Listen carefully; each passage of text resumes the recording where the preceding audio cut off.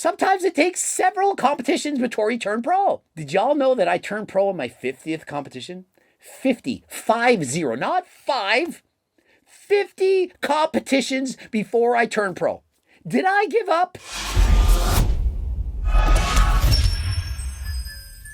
Coach Greg and Doucette, aka Joe Linder, he's a shitty athlete. That's right, I said it. And you know why I said it? Because I'm copying what he said. I'm literally reading on his Instagram, I'm checking him out, I'm thinking, holy crap, this guy looks amazing. And I'm reading his quote and I'm thinking, what is wrong with him? We've been dry and good, but it wasn't enough. And so in case you didn't know, Doucette, he recently competed for his pro card, of which he got second place. He never won. I lost to this man in my class and didn't attend for overall. My package was 5 kilograms more heavy and dry also. Still not good enough, bro. Means I'm just a shitty athlete. And so first of all, anyone who gets second place in a pro qualifier is almost a pro.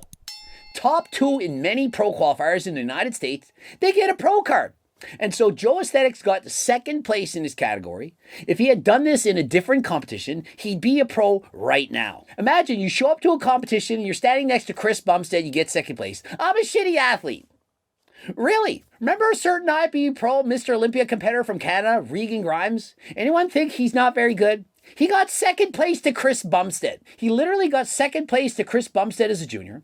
And did he quit? No. He returned as a senior, and in a couple years, guess what happened? He turned pro. Couple years after that, guess what happened again? Made it to the Mr. Freaking Olympia. Michael Jordan never even made the basketball team his first time. Imagine if he had given up. I sadly can't give and judge what he likes to see. Or I'm unlucky. And so in comparing him to the winner, this is what I noticed. The winner has wider shoulders, more pop to his delts. They're a little bit higher, a little bit more voluminous. Also has bigger, more developed arms. In comparison, Doucette has better quads as well as calves. But in the men's physique category, they primarily don't judge the lower half. And so I'm not saying he should switch to classic physique, but he certainly could and then show off the lower body development. But even in his own category, of course, he can continue to develop and get better. It states he added 5 kilograms of dry, lean tissue from his last competition. That's 11 pounds. It's a lot. And so if he already added 11 pounds of muscle, don't you think he could improve even more? If he continues to work, comes back next year, a little bit bigger with the same level of conditioning, he could very easily get an IFBB Pro card. None or less, I would not be a good pro then if I can't win an amateur show. That's not necessarily true. Imagine you get second place to Chris Bumstead, who then moves on to the Mr. Olympia and gets second. Had you been the guy that got second to Chris that year, you very well could have been an amazing pro. And remember what I've always stated, don't compare yourself to other people. Compare yourself to yourself. And leading up to this competition, Joe was extremely excited. You can tell in the choice of his words. Look at his physique as he's standing 10. Look how small the waist is, the wide shoulders, the V taper, looking amazing. He knows he's brought an improved package. And if you've improved, you've gotten better, you are already a winner. But what can quickly lead to devastation is comparing yourself to others. Some people want to be basketball players, but they're short. And so does he really consider himself to have poor genetics? Hey, I wanted to be a basketball player. I'm 5'6" manlet.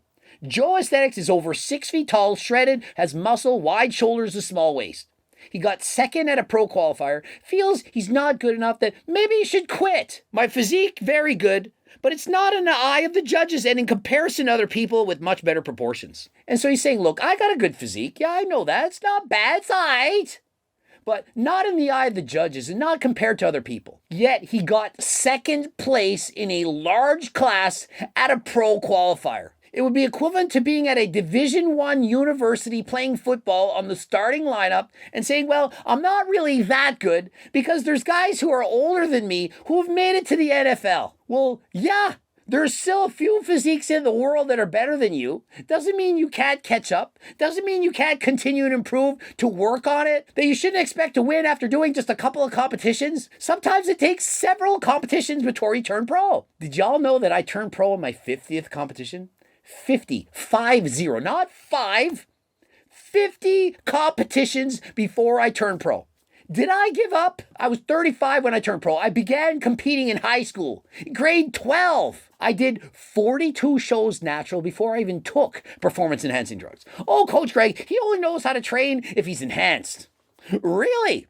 Won the Canadian Nationals World Championships natural before I took PDs. Remember I talked about genetics? And so Joel Aesthetics genetics are better than 99.999% of the population, but because he's comparing himself to the best of the best, he feels inferior. Oh, I'm not good enough. You're this close to turning pro.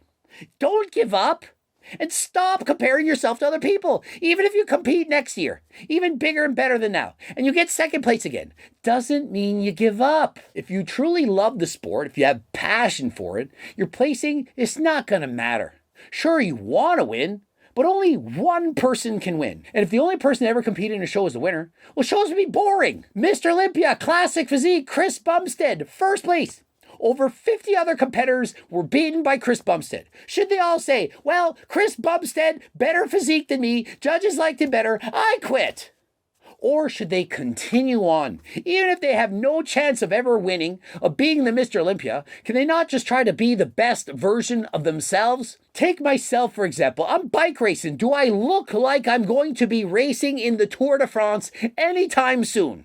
Of course not. Does that mean I give up bike racing, that I don't try to be the fastest version of myself?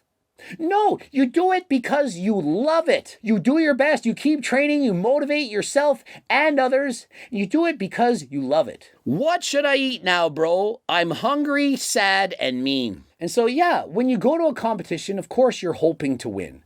But just because you don't win doesn't mean you should be sad. You gave it your all. You gave it your best. You improved. And so you are, in fact, a winner. Imagine the alternative. You showed up. You looked worse than last time. You didn't even try. You didn't even go to the gym. And you won because you're the only one in your division. Yay, I won. I beat nobody. Should you be proud of yourself? You went half-ass, you lost muscle, you didn't diet, you didn't do cardio, but you won by default. Should you now be proud because you won? Or in comparison, you show up and get last place, but you've improved greatly. Which do you think should make you more proud? To be happy. You enjoy the journey, the destination, that is just your bonus. If you win, it's great. If you lose, it's okay. So long as you know you gave it your best. Subscribe, click the bell button, comment for the algorithm, like the video if you liked it. Of course, you can pick up HGLT supplements such as GO2 Max. The main ingredient, NMN, you might recently know that it's been banned by the FDA. Amazing ingredient, double-blind placebo-controlled studies shown to improve walking test scores by 50%. Allows you to burn more calories than last time, become a better butter burner, lower blood pressure, cholesterol, and shown in studies to improve your mood. And so of all the supplements that I have at HGLT Subs, this the number one supplement I recommend. Please use code Greg to get 10% off, and don't forget we have free diet and training programs over 50 pages. If you don't have any money, you can get it free. Click the link in the description, and of course the cookbooks, training books, coaching plans by me and my team, the Circle Diet book, Harder Than Last Time clothing line. Pick it up, head over to the website, code Greg 10% off, and until next time, I am out.